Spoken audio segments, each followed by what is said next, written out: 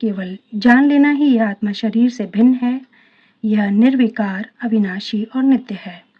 इससे आत्मा के विषय में कोई सकारात्मक सूचना प्राप्त नहीं हो पाती।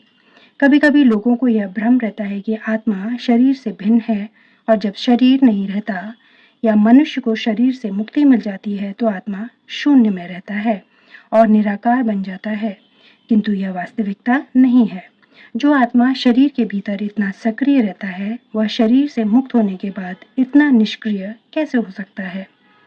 यह सदैव सक्रिय रहता है। यदि यह शाश्वत है तो यह शाश्वत सक्रिय रहता है और वैकुंठ लोक में इसके कार्यकलाप अध्यात्म ज्ञान के गुह्यतम अंश हैं। अतः आत्मा के कार्यों को यहाँ पर समस्त ज्ञान का राजा, समस्त ज्ञान का गुह्यतम अंश कहा गया है।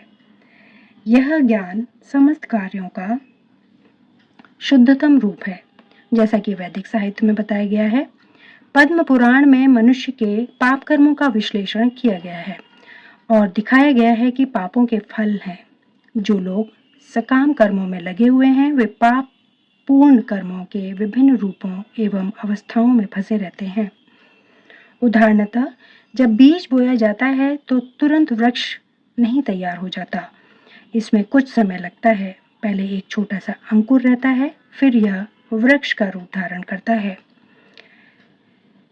तब इसमें फूल आते हैं, फल लगते हैं और तब बीज बोने वाले व्यक्ति फूल तथा फल का उपभोग कर सकते हैं। इसी प्रकार जब कोई मनुष्य पाप कर्म करता है तो बीज की ही भांति इसके भी फल मिलने में समय लगता है।